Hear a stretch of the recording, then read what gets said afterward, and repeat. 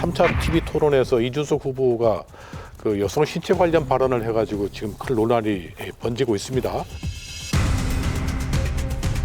지금 이것이 막판 어떤 민심 변수에 어느 후보한테 더 유리할 것인가 어떻게 좀 볼 수 있을까요?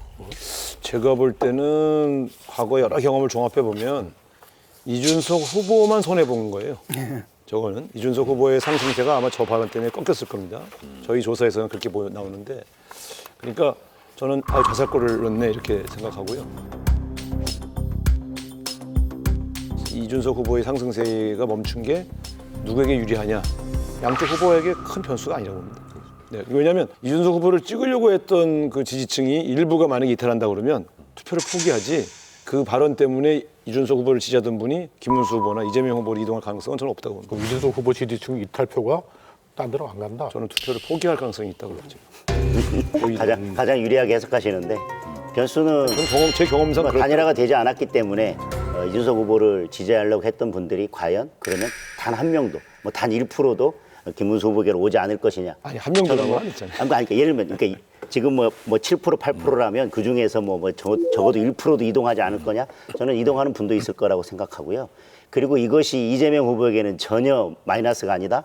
이재명 후보 아들의 이 댓글 문제는 무엇과 연결시키냐면 결국은 이재명 후보의 평소 욕설로 같이 연결이 되면서 이것이 저는 부정적인 요소로 상승하는 요인이 되기 때문에 저는 이건 이재명 후보에게도 저는 마이너스라고 봅니다. 사실 망언의 정도로 보면 솔직히 이재명 대표의 망언이 더 강도가 더 세죠.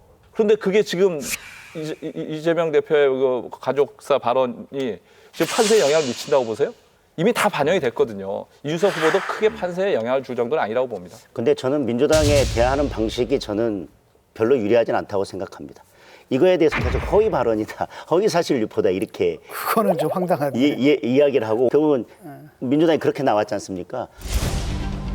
이재명 후보는 이준석 후보 토론회 발언으로 다시 부각된 아들 논란에 사과했습니다.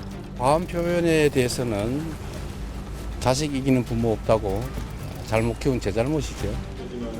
다만 이준석 후보를 겨냥해선 사법 조치 가능성을 경고하며 사과를 요구했습니다. 댓글 표현을 과장 왜곡해서 그것이 마치 성적 표현인 것처럼 이렇게 조작해서 충분한 사법적 제재가 뒤따르게 되지 않을까 생각합니다. 이걸 대하는 이재명 후보의 또는 민주당의 방식은 자식 잘못했으니까 내 잘못인데 결국은 사과는 이준석 후보가 해야 된다라는 취지잖아요. 그리고 허위 사실이다. 자꾸 범죄 사실에 나와 있는 그대로 다 국민들이 알고 있는데 이걸 자꾸 허위 사실이라고 하는 것은 약간 비틀어가지고 허위 사실이라는 말을 던짐으로써 이준석 후보가 말한 전체 발언이 전부 다 거짓말인 것처럼 계속 이렇게 한쪽으로 몰아가는 이 방식, 이미 국민들은 다 알고 있는데 그것이 저는 국민들에게는 별로 공감되기 어렵다고 봅니다. 이런 경우를 전략상으로는 막판 네거티브라고 하거든요. 근데 제가 과거 여러 번 분리할 때 막판 네거티브도 써봤어요. 우리도. 막판 네거티브는 결코 그 네거티브를 쓰는 쪽의 지지율 상승에 도움이 안 돼요. 왜? 우리나라 국민들은 그 내용을 보는 게 아니라 저쪽이 저기를 네거티브 하는 거 보니까 저쪽이 지나 봐. 이런 정도까지 우리 국민들이 판단하시더라고요. 그래서 보통 네거티브를 쓸 때는 초반에 써야 돼요. 그래서 그것을 이슈로 만드는 노력을 해야 되는데 막판에 이준석 후보가 바로 이재명 후보 긁으려다가 본인이 오히려 당한 케이스 아닙니까? 그렇게 본다면 지금 마지막에 어떻게라도 이재명 후보 아들이라도 끌어내서 막 욕을 하려고 하는 모양인데 그런 방식으로 대한민국 대통령 될 수 없습니다. 그래서 저는 막판 네거티브는 크게 효과를 보지 못한다. 판세의 변수가 되지 않는다. 그런 말씀을 좀 드리고 싶어요. 저는 이제 이게 뭐 누구한테 유리하냐 안 유리하냐 이렇게 따질 문제인가라고 생각해요. 이게 이 사안이 저는 이제 이준석 후보의 그 한계가 좀 드러났다. 제가 몇 년 전부터 계속 지적했던 부분이 있거든요. 인문학적 성찰 이런 게 없고 굉장히 사고가 공학적이에요. 그러니까 뭘 해야 되느냐, 해도 되느냐, 안 되느냐에 대한 판단은 없고 그냥 이걸 하면 할 수 있다, 없다 이렇게 공학적으로 사고하거든요. 그래서 약간 게임으로 본 것 같아요. 그러니까 장기로 보면은 이거는 외통이다. 아주 호심의 미소를 지면서 이건 외통이다. 그다음 하트판으로 보면 이건 일타쌍피야 하면서 양쪽 잡는 거야 라고 하면서 이게 정치를 게임으로 생각하고 정치라는 게임의 명이냐 내가 마이스터야 메스터야 이렇게 하면서 이제 날렸다라는 겁니다. 그래서 문제가 뭐냐면 이제 그게 역풍이 들어온 거죠. 왜냐하면 그걸 만약에 이 사람이 폭로를 하려고 했으면 그게 정말 중요했는지는 모르겠습니다. 왜냐하면 아들 문제거든요. 본인 문제도 아니고. 그래서 오케이, 넓게 보면 아들이니까 뭐 검증 대상도 된다라고 한다 하들 거기서 그걸 갖다 인용을 할 필요는 없었잖아요. 그렇죠. 굳이 인용을 할 필요는 없고 그냥 아드님께서 정말 입에 담기 힘든 욕설을 하셨는데 이렇게 해도 되는데 그걸 갖다 구체적으로 인용을 했거든요. 이건 결국 뭐냐, 선정적이고 자극적이고 효과를 갖다 올리겠다라는 거예요. 그러니까 본인도 자기 일부러 그랬다라고 또 얘기를 하더라고요. 알고 그랬다라고. 그래서 결국은 뭐냐면 당연히 이제 비난이 자기한테 돌아올 거잖아요. 근데 그것도 알고 있습니다.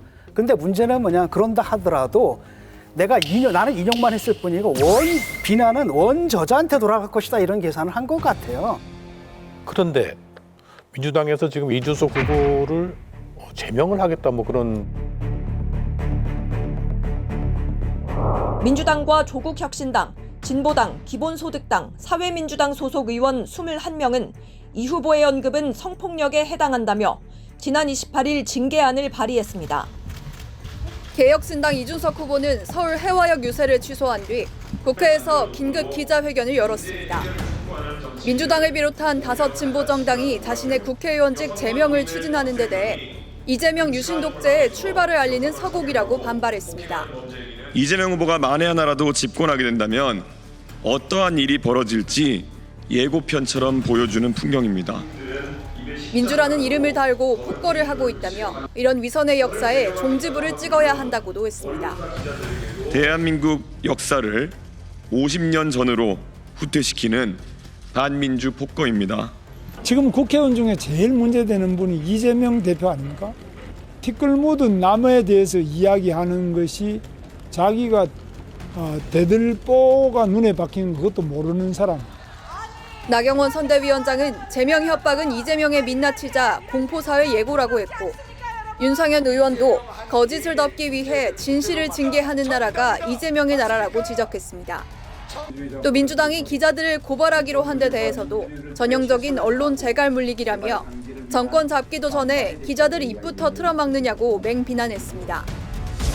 아니 그래서 저도 오늘 캠프에 물어봤어요. 이게 우리 캠프 입장이냐 후보 입장이냐 그랬더니 아니 그 의원들이 그렇게 자꾸 모여서 그렇게 하더라. 근데 사실은 이게 이재명 후보에게 도움되는 일은 아니에요. 무슨 제명안 내고 이런 게. 근데 지난번에도 마찬가지잖아요. 100명 대법관을 늘린다는 게 그 발의한 의원이 선대위가 처리하라고 해서 처리 안 하잖아요. 이게 보면 또 그런 일이 생겨요. 정당이니까. 근데 그러나 그것을 다 이재명 후보의 의도로 읽혀지는 것은 아무래도 좀 저희로 봐서는 바람직한 건 아니에요. 저는 그거는 그렇게 보진 않거든요. 그러니까 민주당에서는 할 상황이 되면 합니다.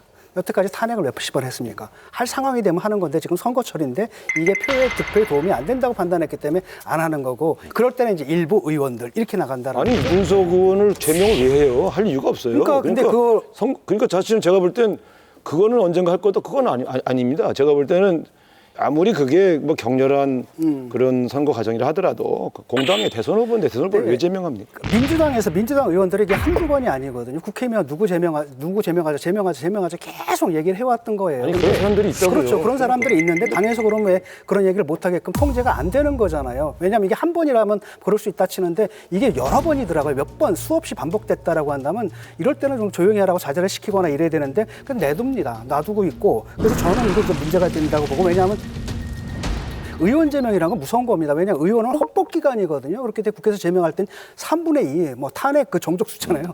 그거에 해당하는 걸 하는데 이걸 막 하겠다. 딱 한 번이었죠. 김영삼. 그 제명했다 결국 뭡니까? 정권이 무너지는 이런 사태인데 너무 가볍게 생각하는 것 같고, 굉장히 문제되는 발언을 했지만 그걸 들어가지고 헌법기관 하나를 무너뜨리겠다? 여기까지 나가는 건 너무 좀 과도하다고 봅니다.